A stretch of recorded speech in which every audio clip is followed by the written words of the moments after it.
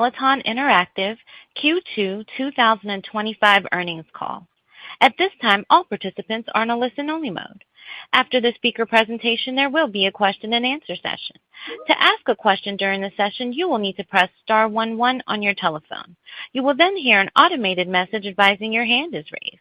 To withdraw your question, please press star 11 again. Please be advised that today's conference is being recorded.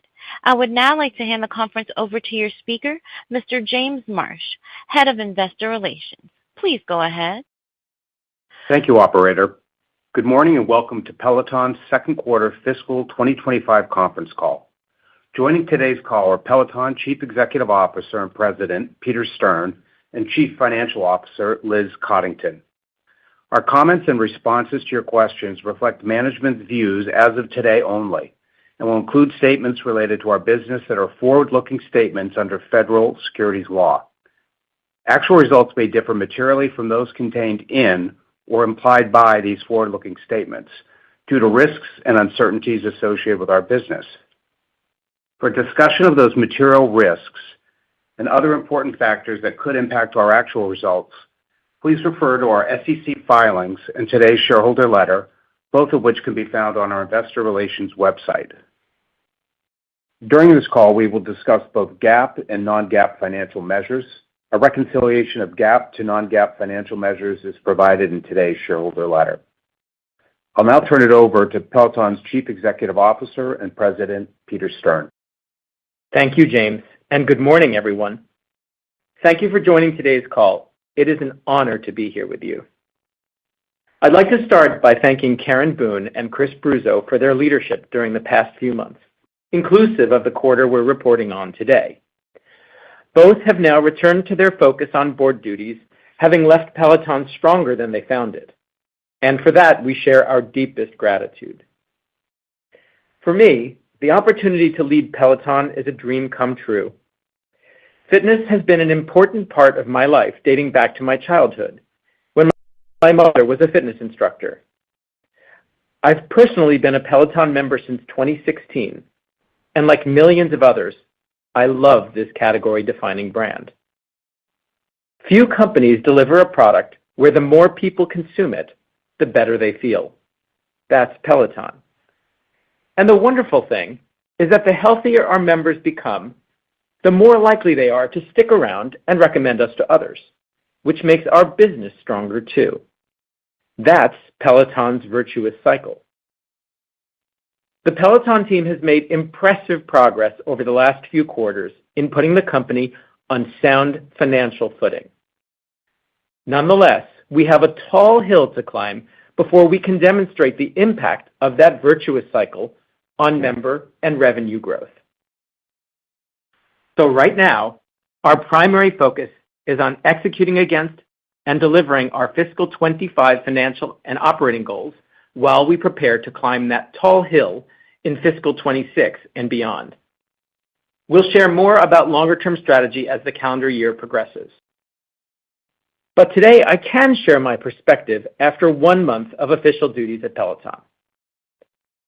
Achieving the new purpose we've defined for ourselves, empowering people to live fit, strong, long, and happy, means we need to focus on innovation on new products and experiences that lead to even better outcomes for members, presence in more places so we can meet members wherever they are, more ways to connect members with Peloton and our uniquely supportive community, and last, but certainly not least, improved unit economics and a cost structure that's right-sized for our business. Like every Peloton workout, this will be part inspiration, part perspiration.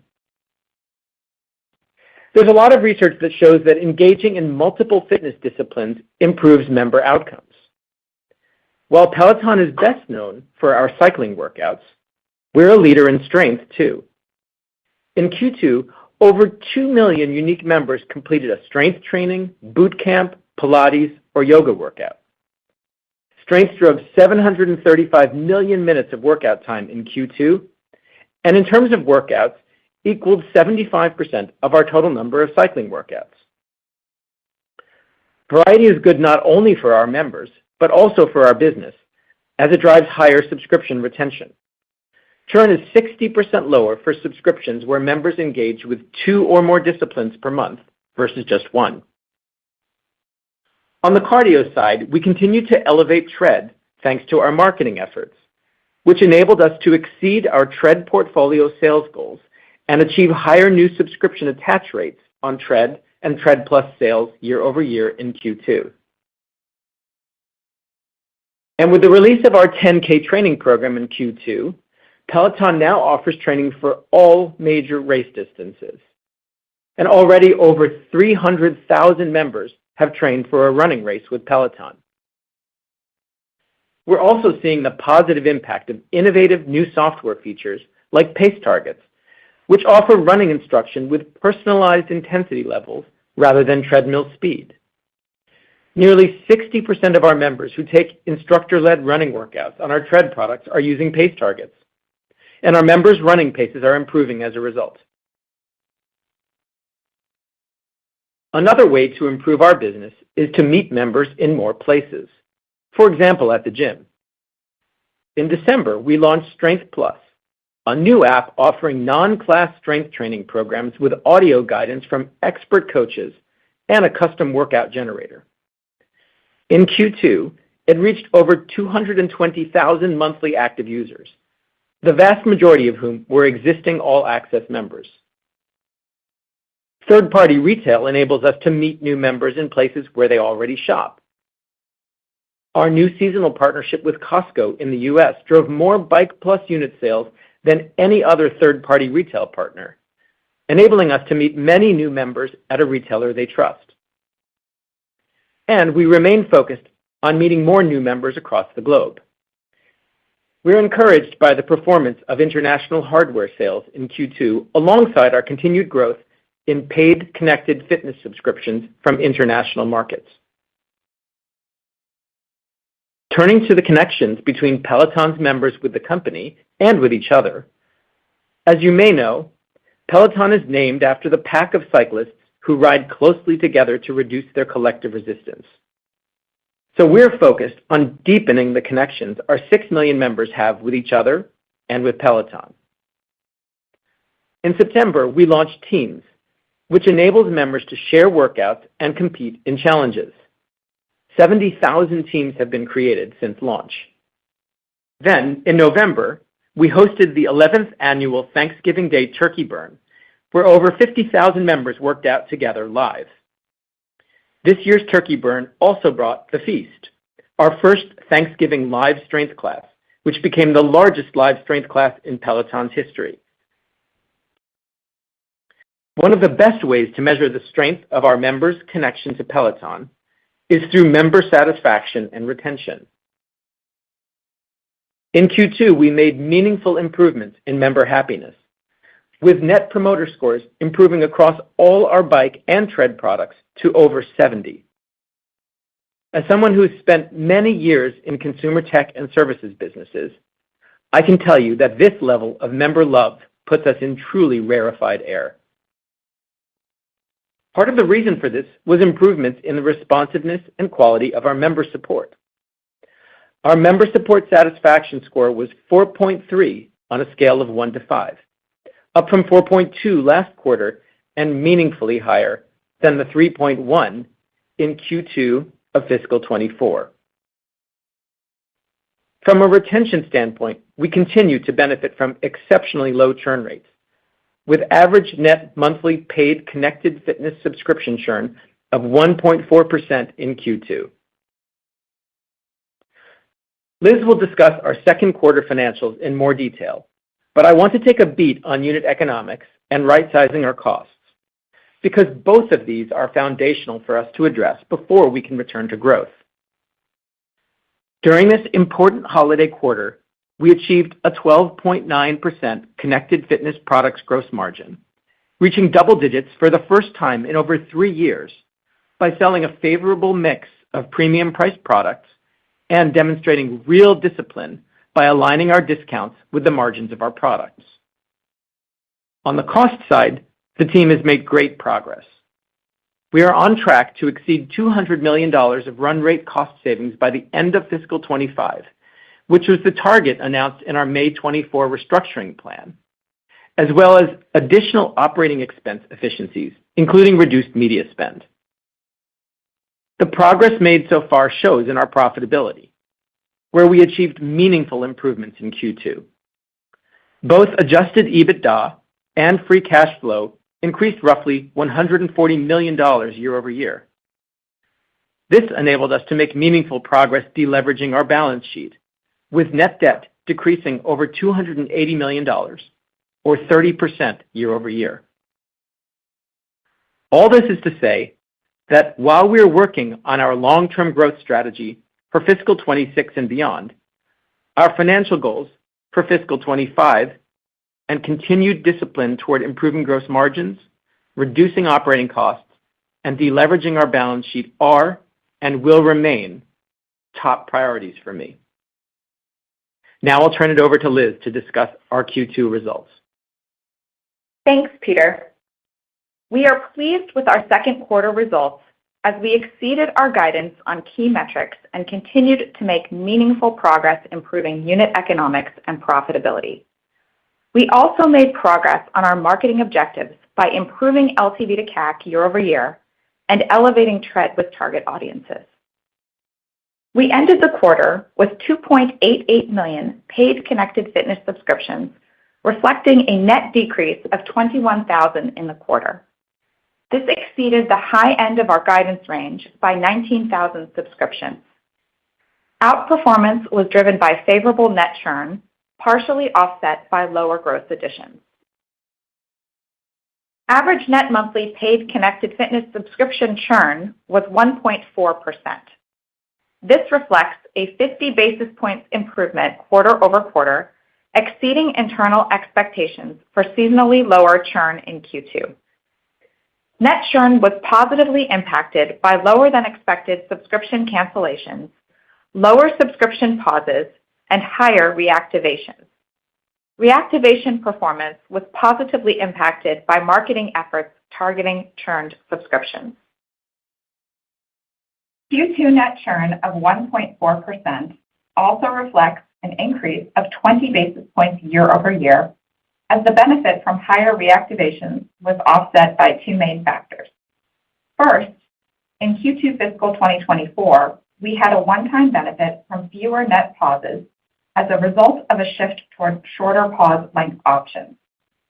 Second, we continue to see a slight headwind to churn as a result of subscription mix shift toward the secondary market, which has a higher churn profile than subscriptions that purchase their hardware directly from us or our channel partners. Favorable churn was partially offset by lower gross additions due to slightly lower hardware unit sales, a higher mix of Tread portfolio sales, which have lower new subscription attachment rates than our bike products, and longer delivery times for Tread Plus units that delayed subscription activations until Q3. Secondary market activations were in line with internal expectations and represented roughly 40% of total gross additions in the quarter. We ended the second quarter with 579,000 paid app subscriptions, inclusive of Strength Plus subscriptions, reflecting a net decrease of 4,000 in the quarter. This result exceeded the midpoint of our guidance range by 9,000. Total revenue was $674 million in the second quarter, comprising $253 million of connected fitness products revenue, a decrease of $66 million or 21% year-over-year, and $421 million of subscription revenue, a decrease of $4 million or 1% year-over-year. Total revenue was $14 million above the high end of our $640 million to $660 million guidance range, due to higher than expected revenue from both segments. The holiday season is a critical period for connected fitness products revenue, as Q2 has historically represented over 40% of annual hardware unit sales. Connected fitness products revenue exceeded expectations from higher than expected premium priced hardware sales, predominantly Tread and Tread Plus, partly offset by slight underperformance in overall unit sales. Due to higher than expected Tread Plus sales, we faced inventory constraints that temporarily led to longer delivery times, delaying some Tread Plus deliveries and associated connected fitness products revenue recognition to the third quarter. We also observed higher than expected sales for our low-priced refurbished bike. Offsetting the higher sales of our Tread and refurbished bike products, we observed lower sales from the mid-range price point, specifically the original bike. Subscription revenue was higher than expected as a result of higher paid connected fitness subscriptions.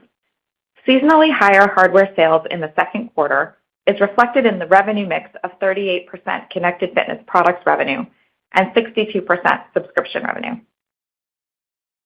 From a sales channel perspective, third-party retail sales were lower than we expected in Q2, which we believe was partly due to our decision to offer lower promotional discounts on the original bike compared to last year, in accordance with our effort to increase hardware margins. Our holiday performance reflects the continued progress we've made in evolving our marketing strategy. In November, we launched our Find Your Power marketing campaign featuring JJ and TJ Watt. This campaign targeted men and highlighted tread and strength products with media concentrated on live sports. This campaign resonated well with men. In Q2, 42% of connected fitness subscription gross additions were men, a 280 basis points increase quarter over quarter and 240 basis points increase year over year. In addition to advertising more towards men, our marketing efforts were also focused on demonstrating the full value of a Peloton membership through better education of our extensive offerings. Among the Latina and core female audiences exposed to our holiday campaign, we observed a lift in awareness of non-cycling modalities like walking, running, yoga, and high-intensity interval training. We also saw an increase in the Latina audience that would consider using Peloton, which is a leading indicator of future intent to purchase. Alongside reaching new audiences and introducing additional disciplines to our members, we continue to make progress on improving our marketing efficiency, which we measure from a lens of our LTV to CAC ratio. While our LTV to CAC remains in the range of 1 to 2x, we have made progress year over year toward our target to reach at least 2x and ideally closer to 3x.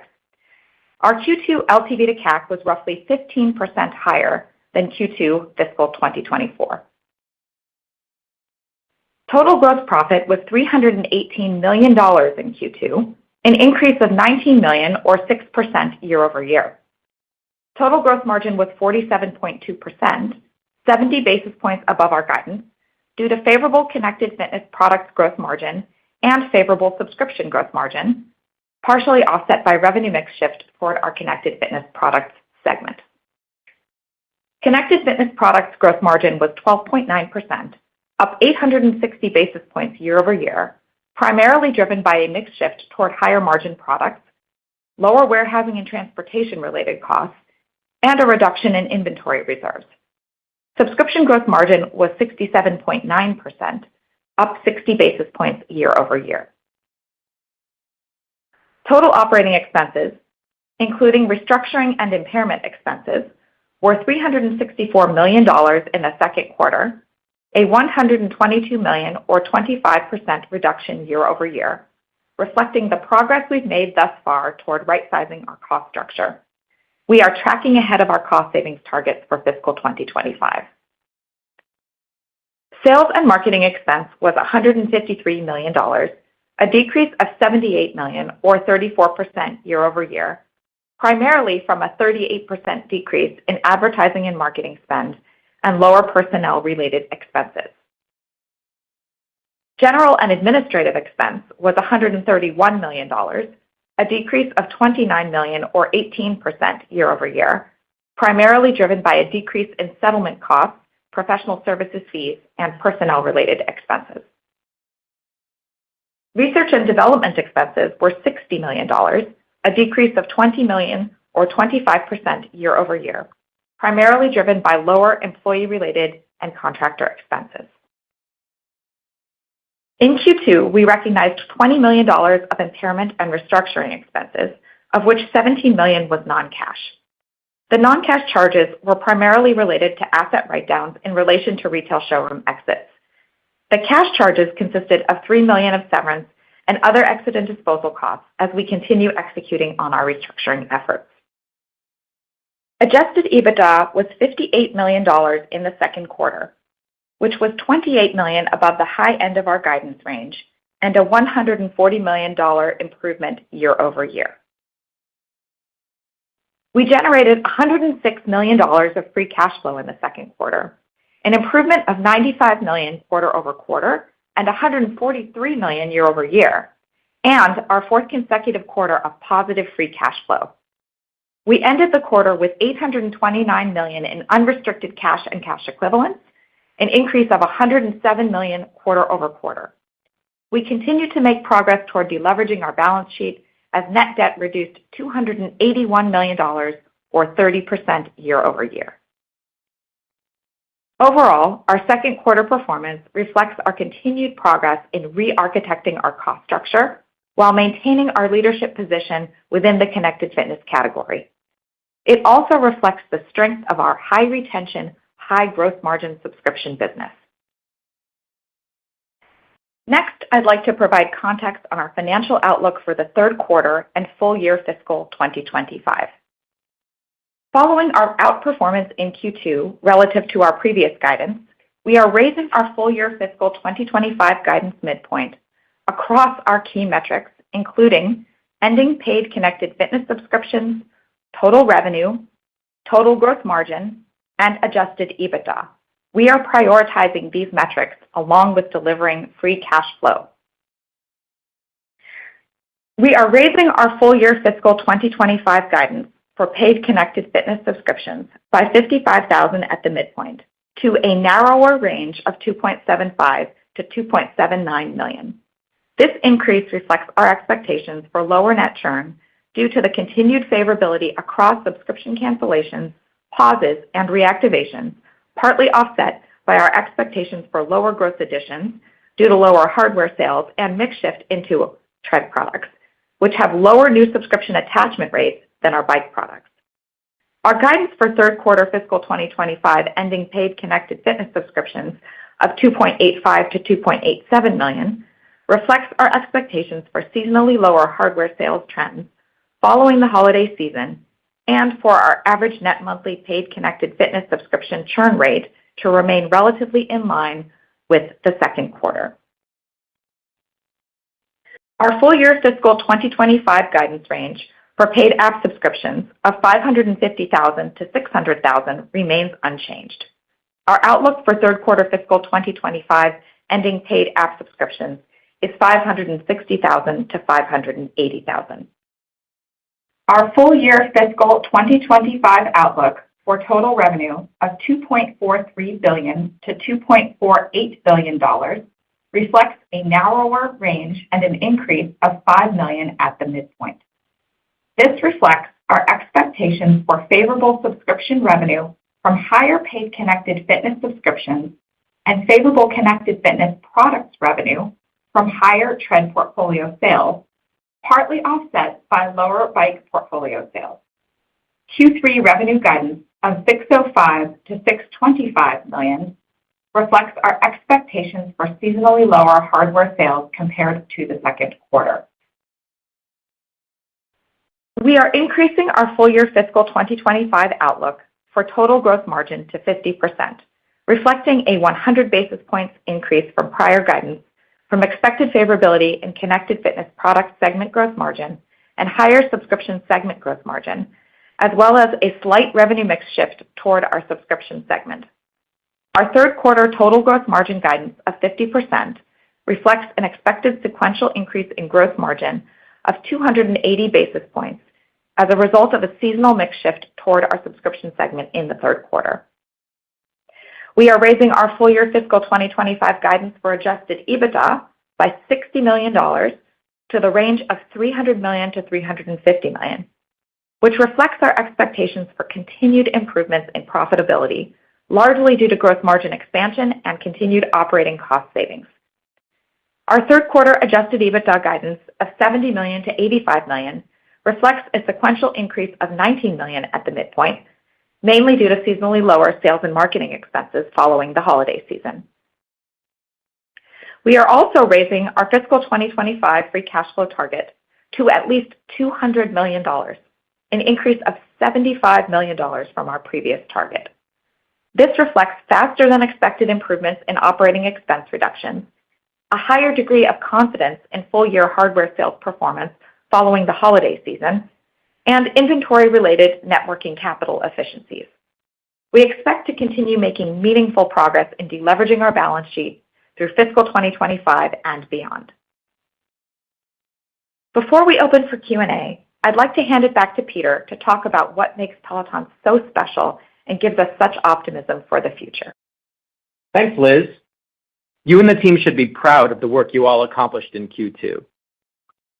There are lots of companies that make fitness equipment, dozens of fitness apps, countless trainers, but there is only one Peloton. That's because we combine the best hardware, the best software, and the best human coaches with the world's most supportive community. That's our magic formula, and when we get it right, we are unstoppable. And as I just discussed, winning is about focusing on what matters most, improving outcomes for our members, meeting them in more places, and deepening the connections between them and Peloton, as well as with each other. And that will take operational excellence and financial discipline, attention to the details that raise our performance for members and as a business. This will be hard work. As Jess Sims often says, never easy, always worth it. With the energy, momentum, and excitement I've seen from Peloton team members in the few short weeks since I started, I am more optimistic than ever about the future of Peloton. With that, Liz and I are delighted to answer your questions. Thank you. As a reminder, to ask a question, please press star 11 on your telephone and wait for your name to be announced. To withdraw your question, press star 11 again.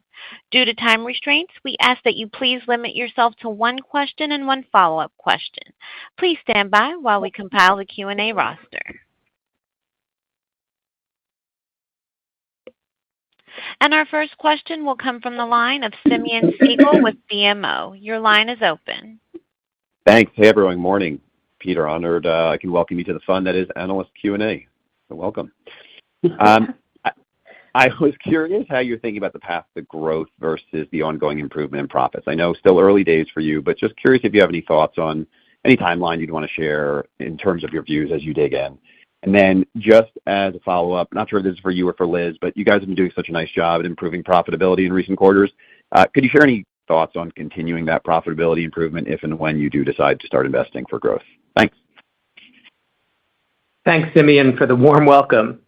As you know, I've been at Peloton for just over a month, so I'm not ready to talk about when or the details of how we plan to turn the business back to top-line growth.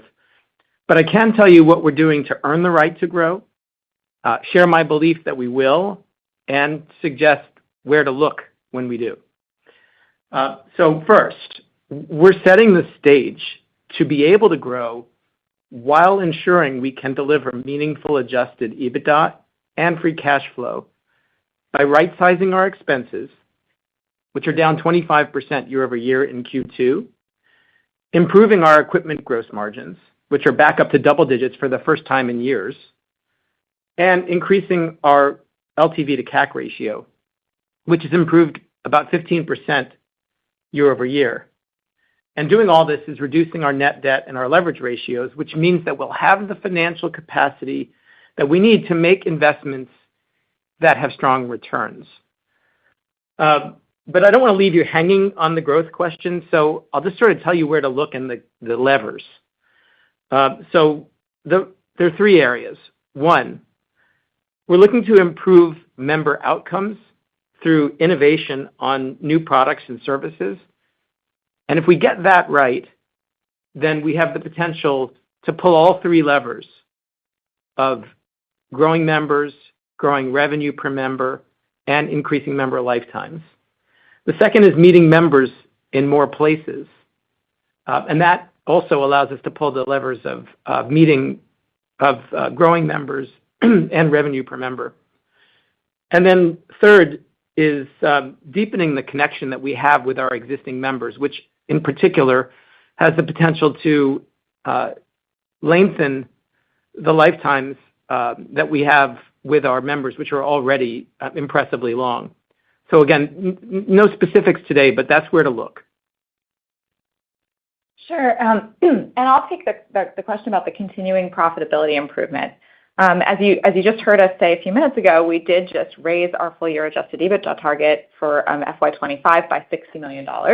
And so that is reflecting continued improvements in profitability that we expect, largely due to our gross margin expansion that we talked about, as well as continued operating expense savings.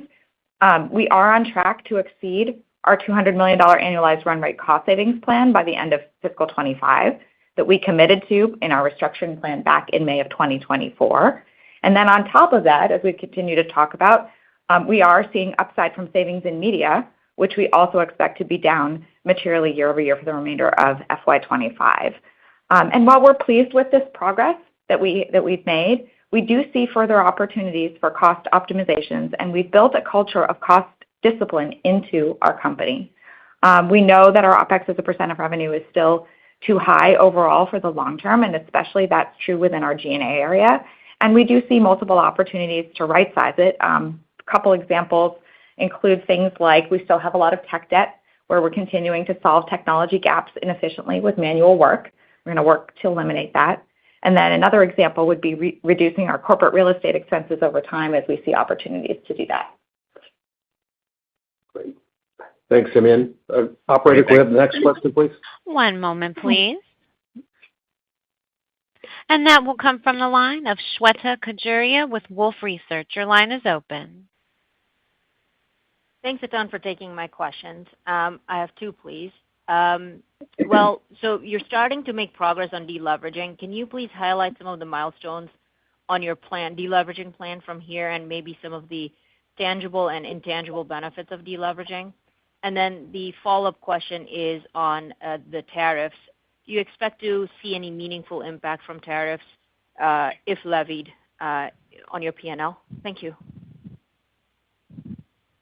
Thanks, Shweta. I'll start with the question on deleveraging.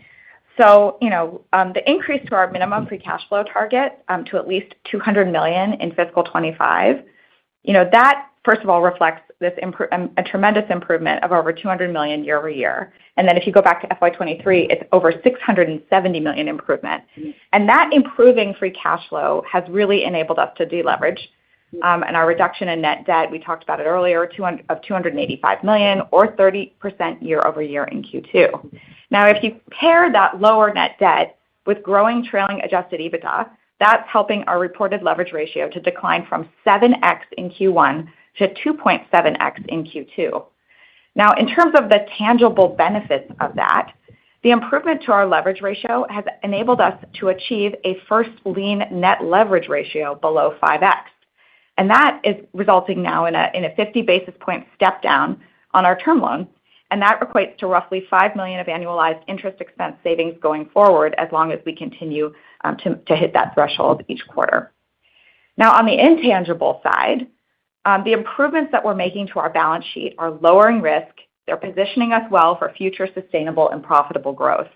And over time, we do expect that this will lower our cost of capital, and that will give us more optionality around capital allocation.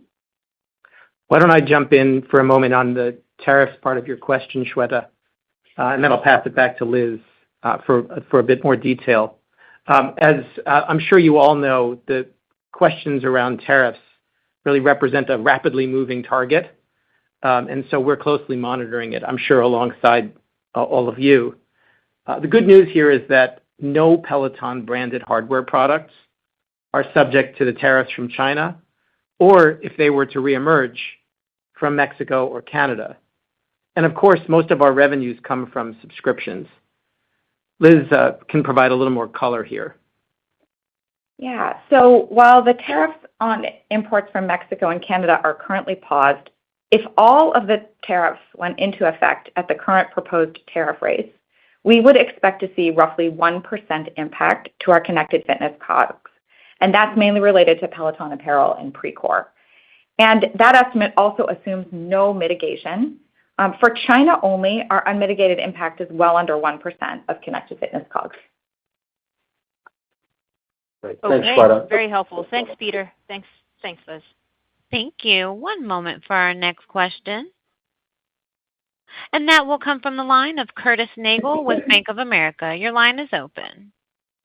Good morning. Thanks very much. Wanted to focus on the free cash flow. Just what drove the outperformance in 2Q, and then on the big raise for the full year, assuming that's mostly just the incremental flow through on the higher EBITDA, maybe some working capital efficiencies. I guess that'll be our first question if you go through that, and have a follow-up. Sure. So let me talk a little bit through our free cash flow. So our Q2 free cash flow of $106 million, that did exceed our internal expectations. And some of the benefits that we saw were permanent, and some of them are timing. On the timing front, we saw significant amount of favorability associated with the timing of invoices for music and media vendors that we do expect to pay in Q3. And our outperformance on the permanent side, our outperformance in Q2, adjusted EBITDA also benefited free cash flow. And so that outperformance was driven by favorable revenue and faster than expected operating expense reductions, as we've talked about earlier. And then again, I also mentioned that we raised our guidance midpoint for adjusted EBITDA by $60 million, and we expect most of that to flow through to free cash flow. We also did see a benefit in net working capital from reducing inventory production levels. Previously, when we had set guidance last quarter, there was some uncertainty around how much we could optimize production. And so our full year guidance, our target of at least $200 million of free cash flow reflects the impact of inventory production improvements to net working capital, and then also that faster than expected operating expense savings. I do want to point out that the $200 minimum free cash flow target, which implies roughly $87 million in free cash flow in the second half of FY25, that's our minimum expectation. Our goal is to achieve more than this. Awesome. Good to hear. Peter, maybe a question for you. Just churn numbers were certainly encouraging. I guess just in terms of maybe a little bit more what's driving it. I mean, it sounds like it's results of some of these engagement efforts. Maybe you're seeing a leveling off across the sub base more generally. Just digging into that, and then just what's assumed in the guidance, maybe a little more specifically. I think churn is lower, but yeah, I'd love to hear your thoughts on that. Yeah, Curtis, thanks for asking. I like to talk about our churn because our subscription business continues to show remarkable consistency and resilience with that exceptionally low average net monthly churn rate of 1.4% for connected fitness subscriptions. So what's going on here? One, like all the subscription businesses I've ever seen, there's a tenure effect here. We have a great deal of long-standing and highly loyal members. And so with the passage of time, that benefits our churn. The second thing is looking at engagements. Peloton is that rare brand that makes you healthier the more you use it. And so one of our goals is to get more people using our product more. And we're pleased to see here some growth in our engagement levels in terms of the average monthly workout time per ending connected fitness subscription. If we look at that on a year-over-year basis. So we've got a healthy customer base. We've got healthy usage. As I mentioned earlier, we have strong NPS scores, and that all adds up to healthy churn. And Liz, maybe you want to provide a little more color? I can provide a little bit more color on the outlook. I think you were asking a little bit more. We don't guide specifically to churn, but I can tell you that in Q3 we do expect our average net monthly paid connected fitness churn rate to remain relatively in line with Q2.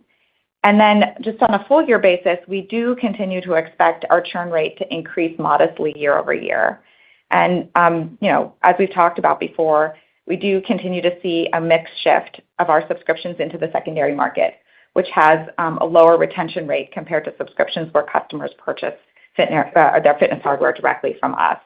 And then we have talked about this one-time subscription on pause benefit in fiscal 24 that won't repeat. And those are creating a slight headwind for us. And that's partially offset by all the great work our marketing team is doing to reactivate lapsed subscriptions.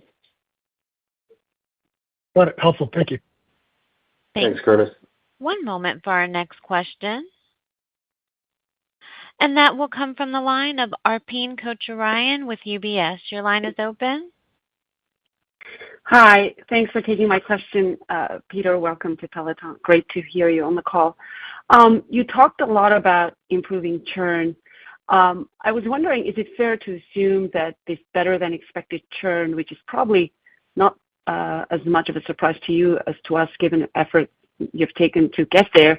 My question is, how should we think about potential price increases in light of improving churn? It seems like you feel better about churn today than you did 3 months ago. First, is that a fair assumption? Second, how should we think about sort of price increases in the subscription business in light of improving churn? Thank you. And I have a quick follow-up. Hi, Arpine. Thanks for the question. And we feel good about the churn that we just reported, and Liz just talked you through a little bit about how we're thinking about it for the rest of the year. With regard to pricing, to state the obvious, pricing is a powerful lever with every change up or down essentially dropping straight to the bottom line.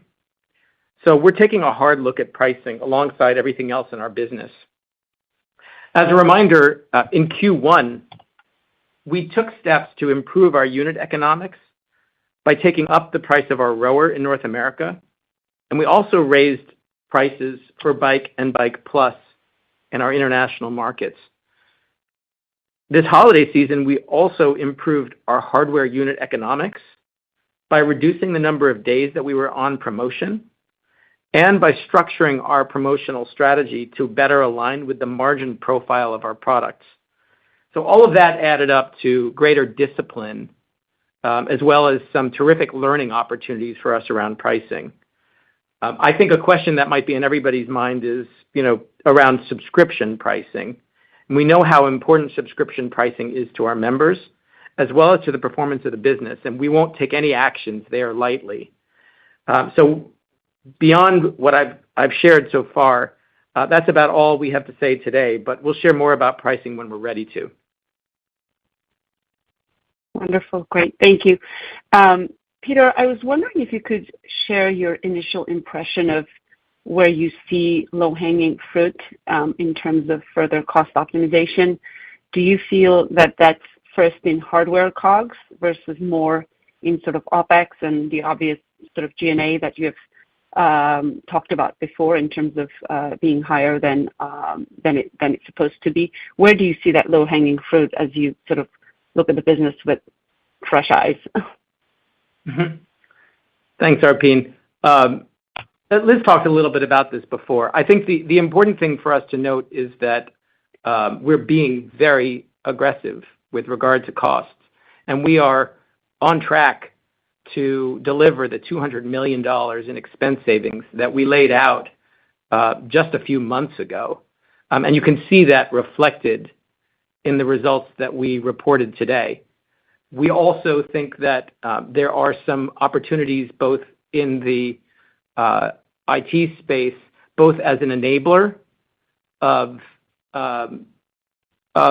reducing manual effort from our employees, as well as an area that we're looking at are things like IT licenses. Liz shared with you the work that we're doing on reducing our corporate real estate expense as well, and that does feel like relatively low-hanging fruit, although those savings do take time to materialize due to our contractual commitments. So we're absolutely planning on achieving those savings, but they'll materialize when it makes sense. In terms of free cash flow, you heard Liz's good news about the $5 million step down in our interest expense. That's real money. And that's low-hanging fruit that, it might not have felt low-hanging a year ago, but from where we are right now, that's an immediate benefit that the team has achieved due to their impressive work on deleveraging. Thank you very much. Thank you. Thank you. One moment for our next question. And that will come from the line of Lane Chura with Goldman Sachs. Your line is open.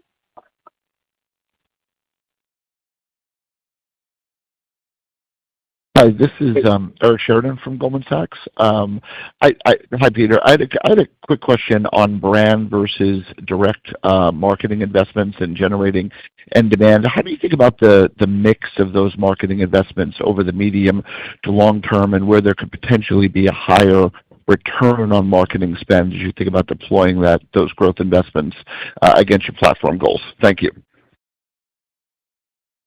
Thanks, Eric.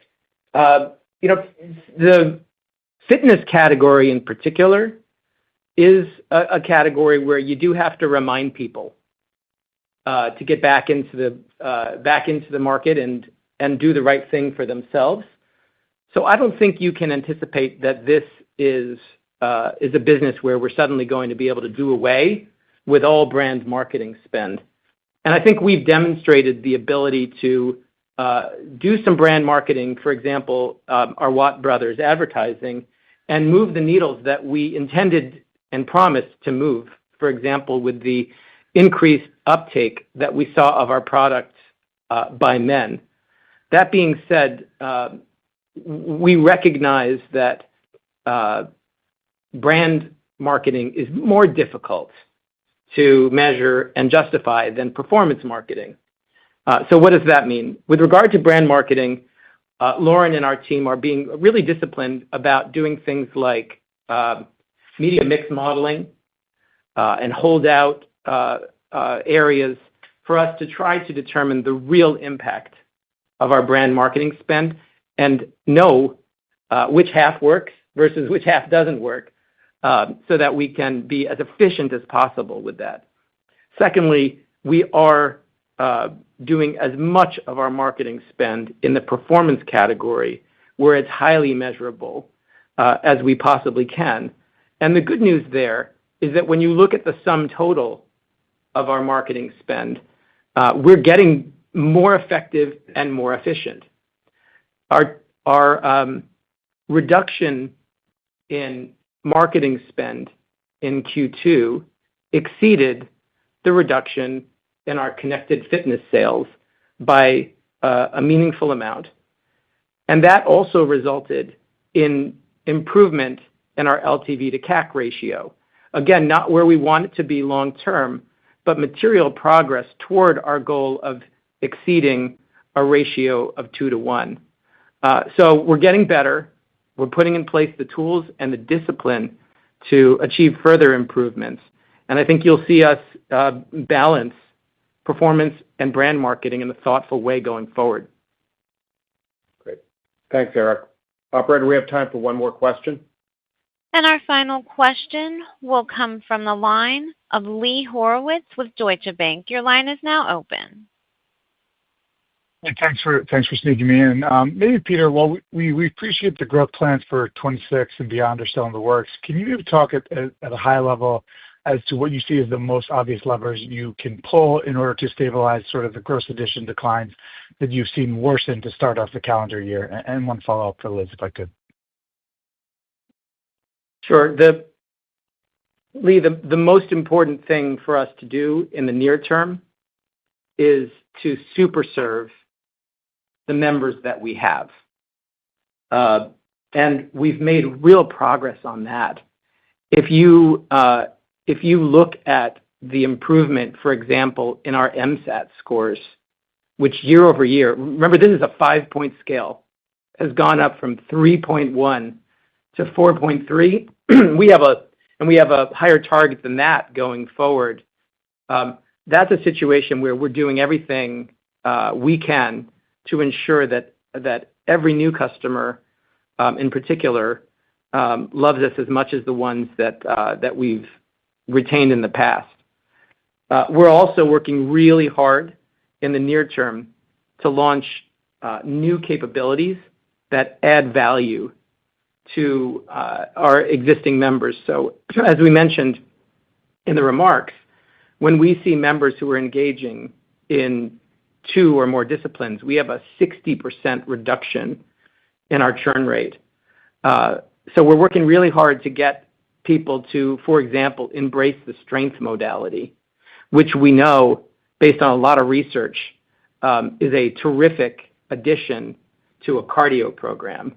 These things, I think, are the lowest hanging fruit in the next few months for us to continue to retain that customer base that we worked so hard to acquire. Liz, do you want to add anything? No, the only thing that I would say is, to your point, it's about retaining the subscribers that we have, and then also for those that are joining us new, making sure that they get off to a really great start and are able to engage, because we do know that if they engage early, that will predict that they will be a subscriber for a longer period of time. So that would also manifest in lower churn for the subscribers who are joining us as new gross additions. Really helpful. And maybe one just follow up on connected fitness, gross profit, gross margin. Sort of reaching that double-digit sort of milestone for the first time is a great hurdle to clear, but we think that you still are a ways away from where you think this can go over time. Any context as to sort of where you see the upper band on connected fitness product gross margin and the levers you have there to sort of pull those higher going forward? Thanks so much. Sure. So, our improvements in connected fitness gross margin are due to, there's multiple dimensions to that. Some of that is mixed into some of our more premium products that do have a higher gross margin. And then some of that is also just being more optimized in how we offer discounts. And then we've also made some pricing changes.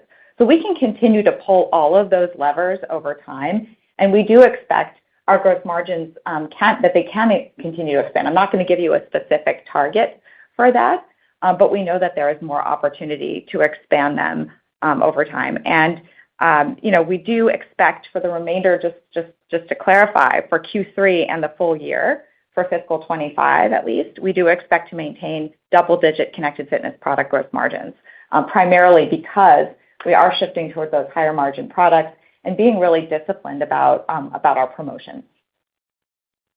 Great. Thanks, Lee. Thank you. I would now like to turn the call over to Mr. Peter Stern for any closing remarks.